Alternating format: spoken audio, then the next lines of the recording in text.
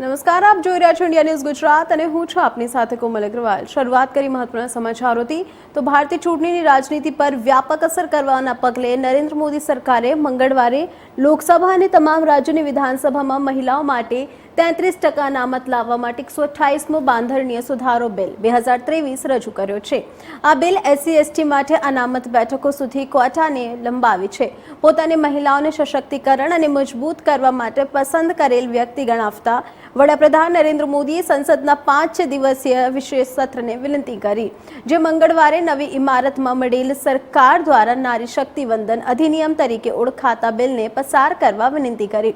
સર્વસંમતિથી મહિલાઓ માટે આરક્ષણ જો કે બિલ પસાર થાય પછી હાથ ધરવામાં આવેલ પ્રથમ વસ્તી ગણતરીના આધારે સમીકરણની કવાયત પૂર્ણ થાય પછી જ શરૂ થશે, જે તેની તારીખ લગભગ 2029 સુધી મુલતવી રાખાઈ છે। આ બિલમાં 15 વર્ષ માટે મહિલા અનામત ફરજિયાત છે। અધિનિયમની શરૂઆત સંસદને તેને વધુ વિસ્તૃત કરવાની સત્તા સાથે મહિલાઓ માટે અનામત બેઠકોનું પરિભ્રમણ અનુગામી સમીકમ કવાયત પછી જ થશે, જે સંસદ દ્વારા કાયદા દ્વારા નક્કી કરવામાં આવશે। મંગળવારે લોકસભામાં રજૂ કરાયેલું બિલ તમામ પાસાઓ પર કોંગ્રેસની આગેવાની હેઠળની યુપીએ સરકાર દ્વારા માર્ચ 2010માં રાજ્યસભામાં પસાર કરાયેલ કાયદા જેવું જ છે, પરંતુ આ તે સીમાંકન પ્રક્રિયા સાથે જોડાયેલું છે। વિપક્ષને આના પર કબજો જમાવતો સરકાર પર તરત જ આરક્ષણ ન લેવાની લોકોને મૂર્ખ બનાવવાનો આરોપ લગાવ્યો અને 2024ની લોકસભાની ચૂંટણીઓ પર નજર રાખીને બિલ રજૂ કર્યું।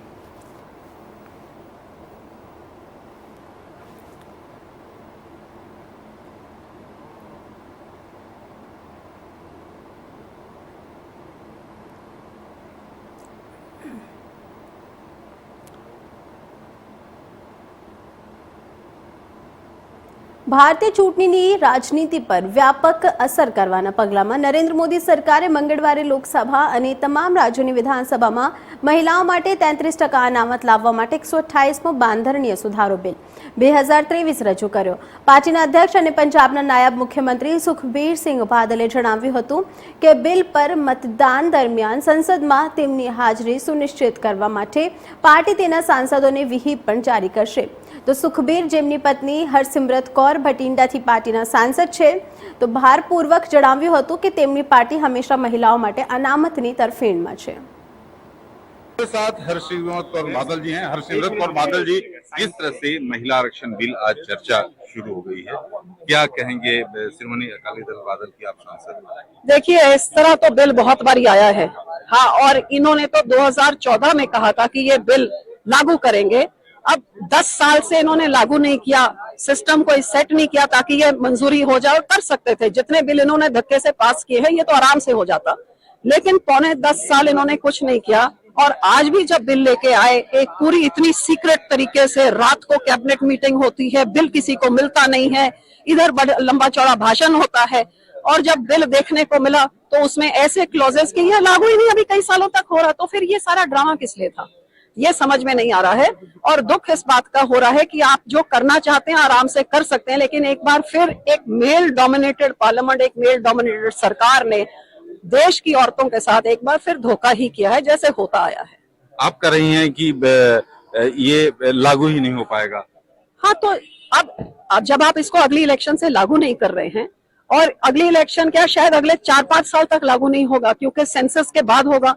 सेंसस तो हमेशा 10 साल बाद होता है। पहली बारी देश के इतिहास में 21 में जो सेंसस होना था वो 23 तक नहीं हुआ, 2 साल तक नहीं हुआ, अगले कितने साल तक नहीं होगा किसी को पता ही नहीं है।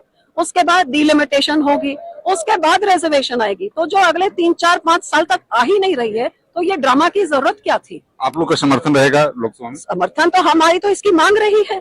हम तो उस कम्युनिटी से आते हैं जो 550 साल पहले हमारे गुरुओं ने औरतों को बराबर के अधिकार और सत्कार दिए। हमारी गुरुद्वारा प्रबंधक कमेटी में 1925 में बराबर के अधिकार औरतों को वोट करने के मिले, तो हम तो उस कम्युनिटी से, तो हम तो मांगते। लेकिन ये धोखा, ये बहुत दुखद बात है कि जिस औरतों ने इतनी बड़ी गिनती में बहुमत में आपकी सरकार बनाई, आप जाते जाते उसके साथ भी एक बार फिर धोखा कर रहे हैं। मोदी जी, जो कांग्रेस के नेता अधीर रंजन चौधरी ने गंभीर आरोप लगाए हैं, उनका कहना है कि जो मूल प्रति दी गई है उसमें कुछ शब्दों को, देखिए, अधीर रंजन चौधरी को संविधान का ABCD पता नहीं है। तो जिन लोगों को संविधान का ABCD पता नहीं है कि मूल प्रति और अमेंडेड कॉपी में क्या अंतर होता है, जब संविधान में जब कोई चीज शामिल होगी उसके बाद जो कॉपी प्रिंट होगी उसी में तो रहेगा। ये तो अमेंडेड नहीं ना, ये तो मूल प्रति है संविधान की। तो मूल प्रति संविधान में ही जब उसका जिक्र नहीं था तो फिर ये कैसे उसके अंदर शामिल किया जाता। तो इसलिए दिल का ताड़ बनाना, इसलिए अधीर रंजन चौधरी को अपना होमवर्क दुरुस्त करना चाहिए, जाके संविधान पढ़े, मूल संविधान पढ़े, रखा हुआ है यहाँ पर लाइब्रेरी के अंदर, जाकर देख लें कि मूल संविधान में ये दोनों शब्द थे कि नहीं थे। आर.के. सिंह जी, महिला आरक्षण बिल को जिस तरह से ऐतिहासिक बिल को आज चर्चा चल रही है, लेकिन कई जो दल हैं सीधे तौर पर सरकार की मंशा को लेकर सवाल खड़ा कर रहे हैं। सरकार के मंशा पर सवाल नहीं है, हम तो इसको पास करावेंगे, इसको लागू भी करेंगे। हम लोग दूसरे पार्टी की तरह नहीं है जो कि कहने के लिए कहते हैं कि हम इसके पक्ष में हैं, लेकिन वास्तव में कुछ करते नहीं। ये राज्यसभा में पारित कराए, लेकिन लोकसभा में 3 साल तक पेंडिंग रखे ताकि ये लैप्स हो जाए। ये सब वैसे ही सिर्फ कहते हैं, ये लोग करते नहीं, हम तो करते हैं। तो उनका कहना है कि तय सीमा जो है आप कैसे कीजिएगा जब परिसीमन इसको लागू करना पड़ेगा आपको। आपने देखिए, हम लोगों ने तो प्रावधान किया कि परिसीमन होगा, उसके बाद ही ये लागू होगा। ये तो प्रावधान है इसमें, उसके बिना लागू भी नहीं हो सकता। ठीक, धन्यवाद। Rakesh Kumar Singh, India news, Delhi. ખબરોમાં આગળ વધીએ તો ગણેશ ચતુર્થીના પાવન અવસરે ઘાટલોડિયા વિધાનસભા વિસ્તારમાં વિવિધ સ્થળે ગણેશોત્સવમાં મુખ્યમંત્રી ભૂપેન્દ્ર પટેલ સહભાગી થયા હતા। મુખ્યમંત્રી વિવિધ સ્થળોએ ગણેશ સ્થાપના જઈને ગણેશ ભગવાનની પૂજા અર્ચના કરી ભાવભક્તિપૂર્વક દર્શન કરી ધન્યતા અનુભવી હતી। ગણેશ ચતુર્થીના પાવન અવસરે મુખ્યમંત્રી ભૂપેન્દ્ર પટેલ અમદાવાદમાં પોતાના વિધાનસભા મતક્ષેત્ર ઘાટલોડિયામાં વિવિધ સ્થળે સાર્વજનિક ગણેશ ઉત્સવના જન ઉમંગમાં ભાવભક્તિપૂર્વક સહભાગી થયા હતા। ભૂપેન્દ્ર પટેલે પાટીદાર ચોક, ઘાટલોડિયા, ગુરુકુળના મહારાજા, ગુરુકુળ રોડ, સરદાર ચોક, વસ્ત્રાપુર ખાતેના ગણેશ સ્થાપનામાં જઈને ભગવાન ગણેશના દર્શન કરી આરતી ઉતારી ધન્યતા અનુભવી હતી। આ પ્રસંગે ધારાસભ્ય જીતુ પટેલ, હર્ષદ પટેલ, સ્ટેન્ડિંગ કમિટીના chairman Devang Dani, deputy mayor Jatin Patel તથા વિવિધ વિસ્તારના સ્થાનિક અગ્રણીઓ અને મોટી સંખ્યામાં ભક્તજનો ઉપસ્થિત રહ્યા હતા।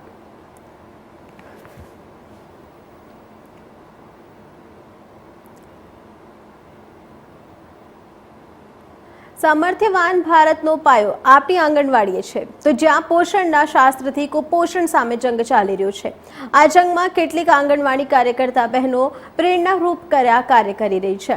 તો આપને જણાવી દઈએ કે આંગણવાડીની મુલાકાતે જ્યાં માતા યશોદા એવોર્ડ વિજેતા આંગણવાડી કાર્યકર્તા બહેનો તેમના હેતથી પોષણ રૂપે વૃક્ષને સિંચી રહી છે। પોરબંદર જિલ્લાના રતનપાર ગામની આંગણવાડી અનોખી છે। તો તેના મૂળમાં છે અહીં કામ કરતા શાંતિબેન આડેદરા અને તેમના સાથીઓ। શાંતિબેન અને તેમની ટીમે ગામની સગર્ભા માતા, બાળકો અને કિશોરીઓને પોષણયુક્ત આહાર માટે કમર કસી છે। આડેદરા શાંતિબેન વિક્રમભાઈ આંગણવાડી કાર્યકર રતનપર પોરબંદર અહીં ગામનું એક પણ બાળક કુપોષિત ન રહે તે માટે પૂરતી કાળજી રાખવામાં આવે છે। 0 થી 5 વર્ષના બાળકોનું વજન ઊંચાઈના સપ્રમાણ હોય તેવા ધ્યેય સાથે આંગણવાડીની બહેનો કામ કરે છે, જેના સારા પરિણામ જોવા મળી રહ્યા છે। તો અહીં સગર્ભા માતા અને ધરતી માતા માટે પોષણયુક્ત આહાર તો પૂરો પાડવામાં આવે છે, તો સાથે સાથે માતા અને બાળકની તંદુરસ્તી માટે આહાર વૈદ્યાની પણ સમજ પૂરી પાડવામાં આવે છે। આમ સ્વસ્થ ભારતના મૂળ જેમાં રહેલા છે, તો એમની એવી આપણી આંગણવાડી જ્યારે સાચા અર્થમાં ફૂલવાડી બને ત્યારે જરૂરી તેમાં ભાવિ ભારતના પુષ્પ ખીલશે।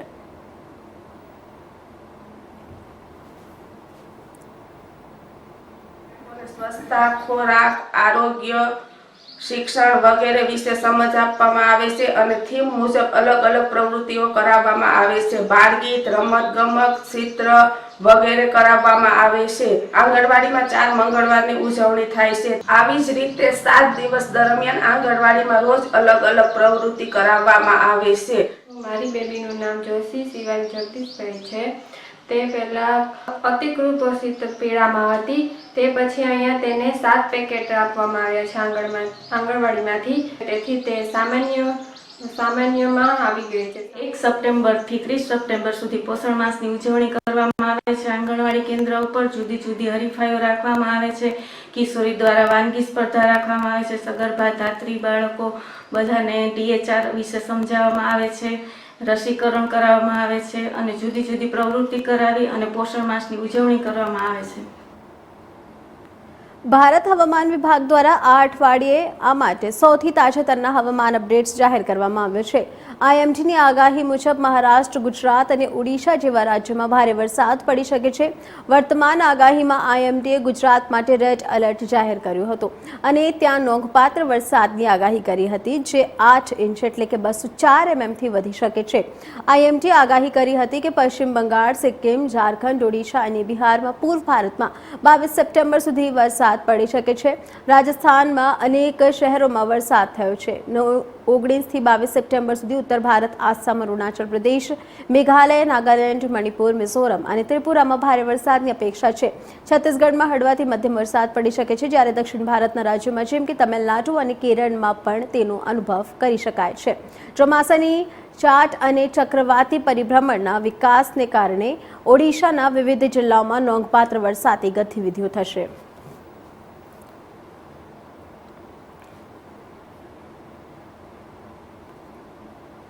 ભરૂચ જિલ્લાની વાત કરવામાં આવે તો પૂરના પાણી ઓસર્યા બાદ ભરૂચ અને અંકલેશ્વરના પૂરગ્રસ્ત વિસ્તારની મુલાકાતે પ્રભારી મંત્રી કુંવરજી હળપતિ આવી પહોંચ્યા હતા. ત્યારે ભરૂચ શહેરના ડાંડિયા બજાર વિસ્તારમાં લોકોએ પ્રભારી મંત્રીને ઉગ્ર રજૂઆત કરી તંત્ર પ્રત્યે રોષ ઠાલવ્યો હતો. સરદાર સરોવર નર્મદા ડેમમાંથી છોડાતા પાણીથી નર્મદા નદીની સપાટી 35 ફૂટ સુધી પહોંચશે તેવી ધોરણા ખોટી પડી હતી અને નર્મદાના નીરે 53 વર્ષ જૂનો વિક્રમ તોડી નાખ્યો હતો. અને ભરૂચ શહેર તથા જિલ્લાના નીચાણવાળા વિસ્તારોમાં પૂરના પાણી જળબંબાકારની સ્થિતિ સર્જાઈ હતી.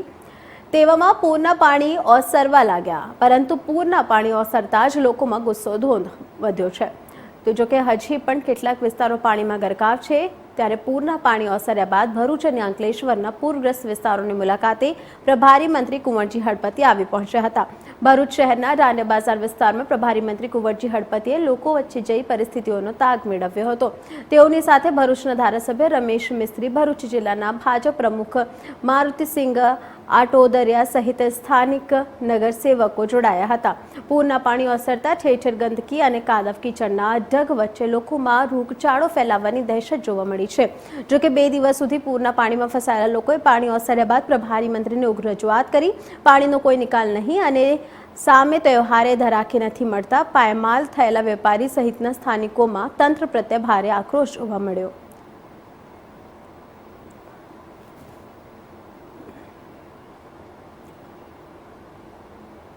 કચ્છ અને સૌરાષ્ટ્રના કેટલાક ભાગોમાં ભારે વરસાદથી સામાન્ય જનજીવન પ્રભાવિત થયું છે.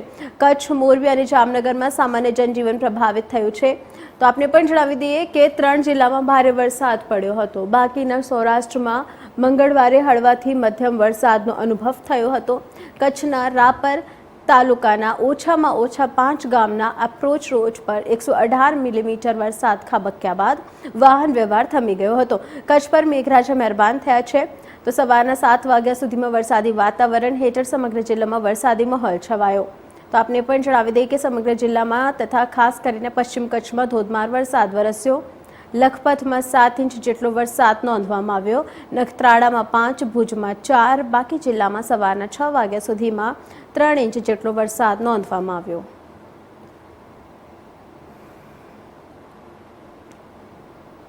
આણંદની વાત કરવામાં આવે તો વલ્લભ વિદ્યાનગરની સરદાર પટેલ યુનિવર્સિટીના 3 દિવસીય ઇન્ટર કોલેજ યુથ ફેસ્ટિવલનો બોલિવૂડના પીઢ અભિનેતા દર્શન જરીવાલાએ દીપ પ્રગટાવી પ્રારંભ કરાવ્યો હતો. પીઢ અભિનેતા દર્શન જરીવાલાએ યુથ ફેસ્ટિવલને ખુલ્લો મુકાતા કહ્યું હતું કે સોશિયલ મીડિયા અને બહારના અવાજોને થોડા દૂર કરીને પોતાની અંદરનો અવાજ છે તેને યુવાનો સંભાળવાનો પ્રયત્ન કરે તો પોતાના ઉજ્જવળ ભવિષ્ય બનાવી શકશે. કુલપતિ નિરંજન પટેલે યુથ ફેસ્ટિવલમાં ભાગ લઈ રહેલા યુવકોને શુભેચ્છાઓ પાઠવી હતી. આ યુથ ફેસ્ટિવલમાં 114 કોલેજો અને 27 અનુસ્નાતક વિભાગોના 1253 વિદ્યાર્થીઓ 25 જેટલી જુદી જુદી સ્પર્ધાઓમાં ભાગ લઈ રહ્યા છે. યુથ ફેસ્ટિવલનો પ્રારંભને લઈને વિદ્યાર્થીઓમાં ભારે ઉત્સાહ જોવા મળ્યો.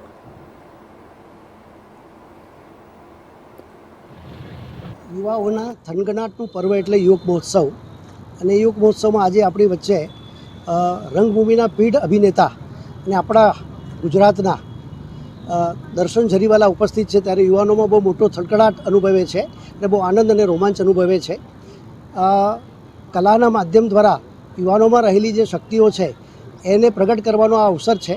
એટલે માનવ જીવનનું સત્ય જે છે એ કલાઓના માધ્યમ દ્વારા પામી શકાતું હોય છે અને એ આપણે આવા યોગ મહોત્સવ દ્વારા વ્યક્ત કરતા હોઈએ છીએ. જુદી જુદી ઇવેન્ટમાં ઘણા બધા વિદ્યાર્થીઓ લગભગ આ વર્ષે સૌથી વધારે કોલેજો અને વિદ્યાર્થીઓએ ભાગ લીધો છે. એટલે આ સદાપુર યુનિવર્સિટીના ઇતિહાસમાં એક મોટી ઘટના છે કે આટલા બધા વિદ્યાર્થીઓ પાર્ટિસિપન્ટ થયા છે. હું આ કાર્યક્રમ માટે શુભેચ્છા પાઠવું છું અને અભિનંદન આપું છું. બસ મને આપણે જેને કહીએ ને કે દરેક માણસને અમરત્વ પામવાની બહુ ઈચ્છા હોય છે કે મૃત્યુ આવે જ નહીં. તો હું એમ માનું છું કે એવું ત્યારે જ શક્ય છે જ્યારે તમે છે ને તમારાથી નાની વયના લોકોની સાથે વધારે રહો, કારણ કે એ લોકો તમને જીવનનો એવો રસ્તો દેખાડે છે કે જે તમે ઉંમરના હતા ત્યારે કદાચ તમે પોતે જોઈ નથી શકતા.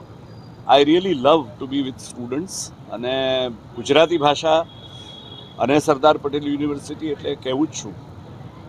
મને ખૂબ જ આનંદ થાય છે આ યુથ ફેસ્ટિવલમાં. સુરેન્દ્રનગરના દશાડા અને જેનાબાદ પાસે અકસ્માત સર્જાયો હોવાનો મામલો સામે આવ્યો હતો. ડમ્પર ચાલક પર ઝુડપે આવતા કાર અને ટ્રક વચ્ચે ગમખ્વાર અકસ્માત સર્જાયો હતો. અકસ્માતમાં 4 વ્યક્તિના ઘટના સ્થળે જ મોત નીપજ્યા હતા.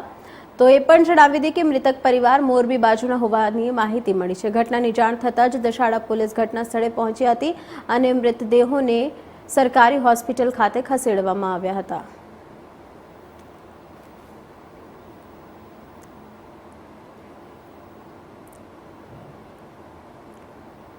સુરતની વાત કરવામાં આવે તો કતાર ગામમાં 4 વ્હીલ કાર બેકાબુ બની હતી. ફોર્ચ્યુનર કારનો અકસ્માત સર્જાવાનો મામલો સામે આવે છે. 7-3 ફાર્મ નજીક બેફામ બનેલી કાર મંડપના ગેટ સાથે ભટકાઈ હતી. કાર ચાલકે સ્ટીયરિંગ પરથી કાબુ ગુમાવતા ઘટના બની. ગણેશ મંડપના મુખ્ય ગેટ સાથે 4 વ્હીલ ભટકાઈ હતી. અકસ્માતની જાણ થતાં જ કારનો ચાલક ભાગી છૂટ્યો હતો. સમગ્ર ઘટના સીસીટીવીમાં કેદ થઈ ગઈ હતી. કારનો ચાલક નશામાં હોવાની પણ ચર્ચા સંભળાવવામાં આવી છે. તો સદનસીબે મોટી દુર્ઘટના ટળી હતી.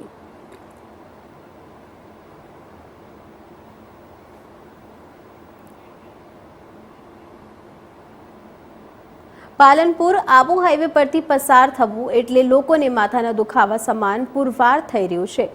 પરંતુ ના છૂટકે તે માર્ગ પરથી પસાર થવું પડે છે, નહીં તો રોંગ સાઈડમાં બિહારી બાગ સુધી આવવું પડે છે, જેના કારણે અકસ્માતની ભીતિ સેવાઈ રહી છે. જેમાં સરકાર દ્વારા લાખો રૂપિયાના ખર્ચે નવીન બ્રિજ બનાવવામાં આવી રહ્યું છે, પરંતુ દીવા તળે અંધારું હોય તેમ બ્રિજની બંને બાજુ નેશનલ હાઈવે પર વરસાદના કારણે પાણી ભરાઈ જતા રોડ પર મસમોટા ખાડા પડી ગયા હતા. હવે એક તરફના માર્ગ પરના ખાડા પૂરી વરસાદની પાણીના નિકાલ માટેની હંગામી કારીગરી કરવામાં આવી રહી છે, જેથી હાઈવે પરથી પાણી નિકાળ જતા લોકોએ હાશકારો અનુભવ્યો. પરંતુ બ્રિજની બીજી બાજુ એટલે કે આબુ રોડથી બિહારી બાગ તરફ જવાના માર્ગ પર મસમોટા ખાડા પડી ગયા છે, જેના કારણે વરસાદી પાણી ખાડાઓમાં ભરાઈ ગયા છે.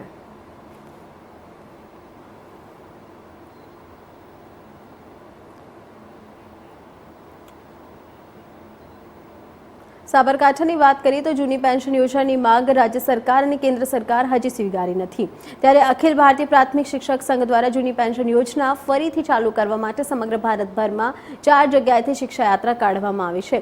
ગુજરાત રાજ્ય પ્રાથમિક શિક્ષક સંઘના સંકલનમાં સોમનાથ મુકામેથી આ યાત્રાનો શુભારંભ કરવામાં આવ્યો અને આ યાત્રા અન્ય જિલ્લાઓમાંથી પસાર થઈ સાબરકાંઠા પહોંચી હતી.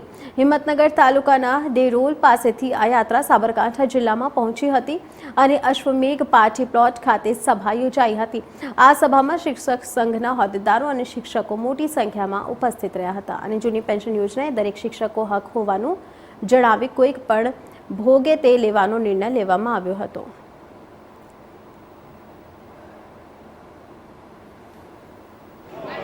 જાડેજા દિગ્વિજયસિંહ, અખિલ ભારતીય પ્રાથમિક શિક્ષક સંઘ કાર્યકારી અધ્યક્ષ, પ્રમુખ ગુજરાત રાજ્ય પ્રાથમિક શિક્ષક સંઘ. અખિલ ભારતીય પ્રાથમિક શિક્ષક સંઘ દ્વારા સમગ્ર દેશમાં 4 અલગ અલગ યાત્રાઓ અલગ અલગ રાજ્યોમાંથી, પંજાબથી, કર્ણાટકથી અને ગુવાહાટી અને સોમનાથથી 5 સપ્ટેમ્બરે દરેક દેશમાં આ યાત્રાની શરૂઆત થઈ છે અને 5 ઓક્ટોબરે દિલ્હી ખાતે આ પહોંચશે. અમારો મુખ્ય મુદ્દો છે જૂની પેન્શન યોજના. સમગ્ર દેશના કર્મચારીઓને જૂની પેન્શન યોજના મળે એના માટે અમે 10/8 દિલ્હી ખાતે અને રામલીલા મેદાનમાં ધરણાનો કાર્યક્રમ કર્યો હતો અને આ અનુસંધાને આખા દેશમાં ચળવળ કરવા માટે સમગ્ર દેશમાં અખિલ ભારતીય પ્રાથમિક શિક્ષક સંઘ દ્વારા સમગ્ર રાજ્યમાં 18 જિલ્લાઓમાંથી 6 દિવસ ગુજરાતમાં રહેશે અને 3 દિવસ મહારાષ્ટ્ર, 3 દિવસ મધ્યપ્રદેશ, 3 દિવસ હરિયાણા અને 3 દિવસ રાજસ્થાન થઈને આ યાત્રા દિલ્હી ખાતે 5 ઓક્ટોબરે પહોંચશે. અને સરકારને અમારો મેસેજ આપવા માગી છે કે અમારા દેશના તમામ કર્મચારીને જૂની પેન્શન છે એ 2024 પહેલાં લાગુ કરે, નકર અન્ય આનાથી પણ જ્વલંત કાર્યક્રમ અખિલ ભારતીય પ્રાથમિક શિક્ષક સંઘ અને સમગ્ર દેશના કર્મચારીઓ આનાથી પણ વધારે જ્વલંત કાર્યક્રમ. વિશ્વ પ્રસિદ્ધ તરણેતરના મેળામાં સતત બીજા દિવસે પણ મેઘો અડખોડ થતા લોકોમાં મેળાનો ઉત્સાહ ઘટી ગયો હતો અને તરણેતરના મેળામાં મુખ્યમંત્રી ભૂપેન્દ્ર પટેલનો કાર્યક્રમ પણ કેન્સલ થયો હતો, જેમાં મેળામાં ચકડોળ સહિત વિવિધ સ્ટોલ ધારકો પણ લમડે હાથ દઈને બેસી ગયા હતા. તો જ્યારે શ્રદ્ધાળુ તો આસ્થાભેર ત્રિનેત્રેશ્વર મહાદેવના દર્શન કરવાની સાથે કુંડમાં સ્નાન કરી ધન્યતા અનુભવી હતી. જગવિખ્યાત થાન તરણેતર મેળામાં ભારે વરસાદના પગલે પ્રથમ દિવસે મેળામાં વન અને પર્યાવરણ મંત્રી મુળુભાઈ બેરાનો કાર્યક્રમ રદ કરવામાં આવ્યો હતો, ત્યારબાદ બીજા દિવસે મુખ્યમંત્રી ભૂપેન્દ્ર પટેલનો કાર્યક્રમ પણ રદ કરવામાં આવ્યો હતો.